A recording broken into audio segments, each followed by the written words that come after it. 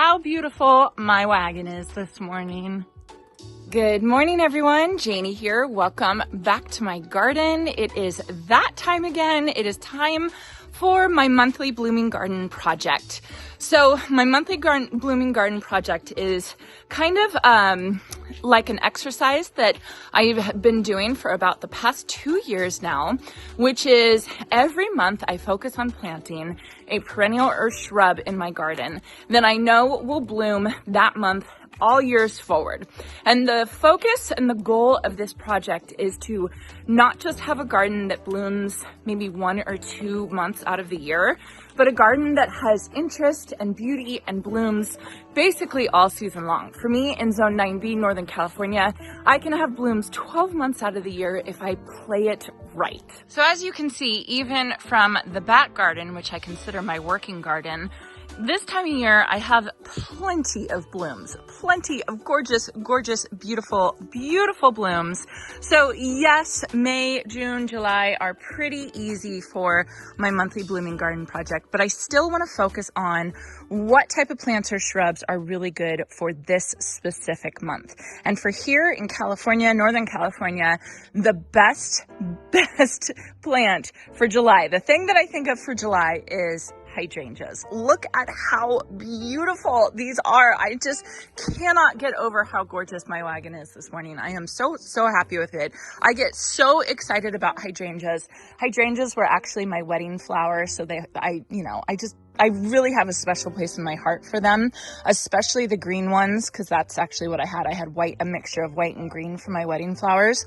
I didn't have these. These are called Limelight Prime, and you all have probably heard of Limelight hydrangeas. They're panicle hydrangeas. They're like the OG. They're like the best of the best hydrangeas that you can plant in your garden. These are an improved version of those from Proven Winners. Basically, they're a little bit more compact. Instead of Limelight gets 6 to 8 feet tall, Limelight Prime gets 4 to 6 feet tall. They have darker, sturdier stems, and the important thing is they're supposed to bloom up to a month earlier and then turn colors, even in areas like where I live, where we don't get that cold. You really need the cold nights for hydrangea colors to bloom, to turn to that rosy pink color. Let me see if there's a picture in here. Nope. Oh, there we go. This rosy pink color.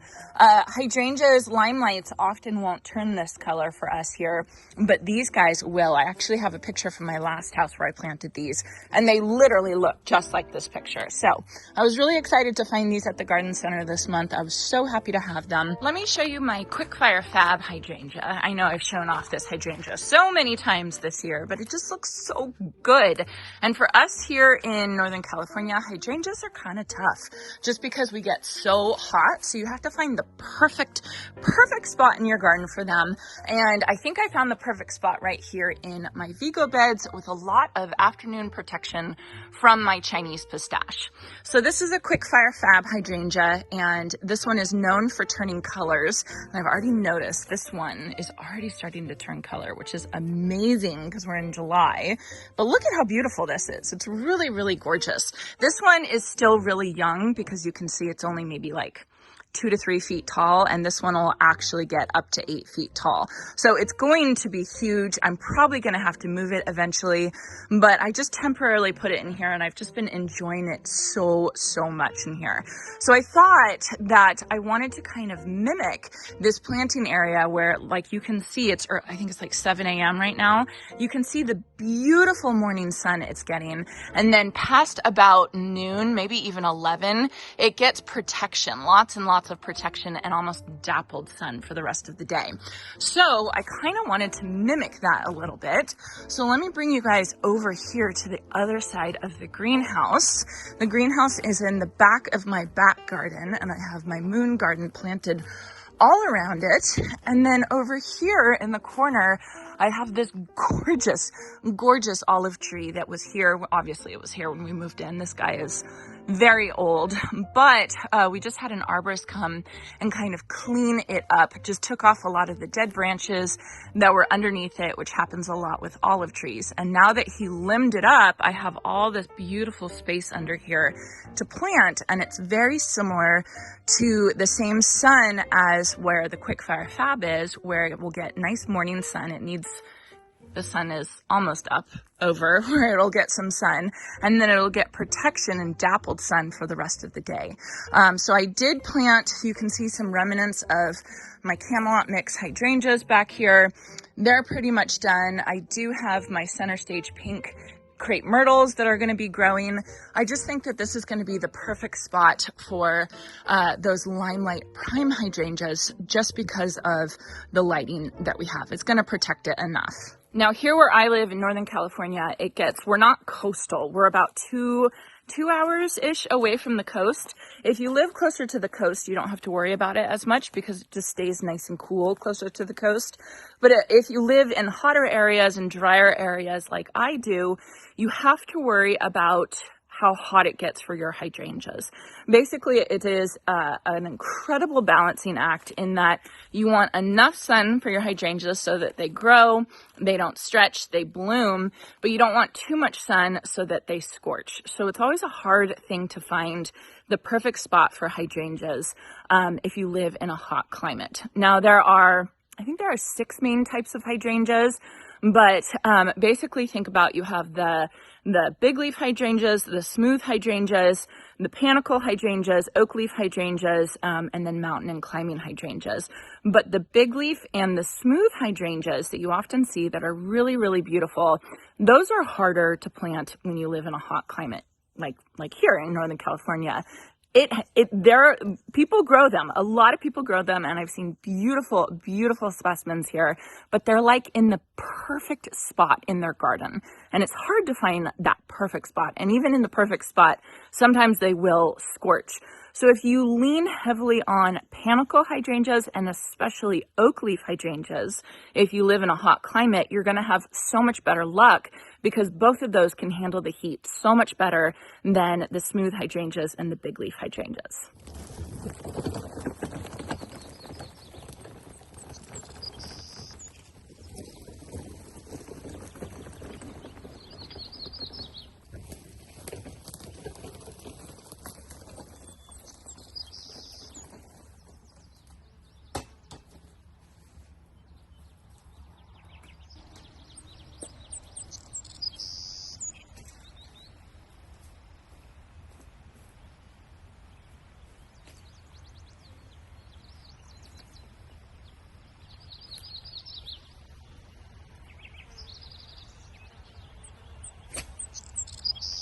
All right, so I've got the hydrangeas placed. I think they're gonna look really good with the moon garden in front and then those in the back.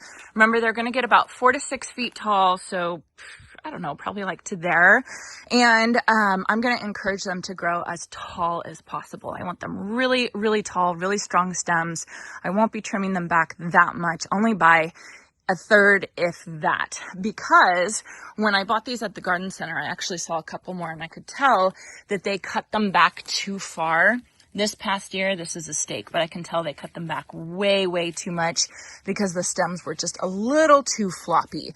So you want to cut them back only by about 1/3, and that will encourage nice and big, strong stems. And these are, since panicle hydrangeas, they bloom on what's called new wood, meaning they don't set their buds right after blooming the previous year.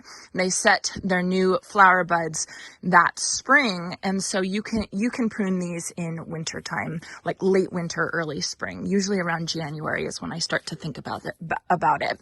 So anyways, I have these guys here. They're kind of surrounding the olive tree. They're not too close to the olive tree, even though the arborist told me that I really don't have to worry about it because olive tree roots go down so deep that they won't be affected by anything that's going on up here, which I didn't know. I was actually really happy to hear that. And as soon as he told me that, the first thing I thought about planting here was these hydrangeas, because I was worried about planting hydrangeas right underneath an olive, because olives tend to like drier soil, but it's going to be completely fine because he said that the roots are so deep, I don't need to worry about it. So that's exciting. The one thing I do want to point out though is over here, this little innocent looking white flag. It doesn't look like much, but it actually means a lot. And what it means for Jason and I is it means that we actually have gopher activity over here, which is very, very annoying. Actually, when we first moved into this property, and before we amended the soil here, we just put some compost on the soil. There were ground squirrel tunnels absolutely everywhere back here. And there was definitely mice, and there was all these little critters kind of hanging out back here. So we know that there's a lot of activity back here. So what I'm going to do, knowing that we have activity back here, is I'm going to be planting these Limelight Prime hydrangeas with gopher cages. And the other day, I just planted a whole bunch of perennials in my orchard garden with DIY gopher cages that I made out of chicken wire. These are ones that I actually bought from the garden center. They were not cheap, based on how many plantings I do in my garden, but they're really going to protect. I think they're going to do a really good job protecting these beautiful plants from all the critter activity that's back here. So hopefully this will do its job and stop all of the critters from bugging it. Usually the ground squirrels, they don't eat anything. They have plenty of almond trees and everything around here to eat that they eat, but it's their tunnels that really bother the plants. So hopefully this will stop it. And then the gophers just absolutely decimate everything. So hopefully this will stop the gophers as well. So what I'm going to do now is I'm going to go get my auger and start digging my holes.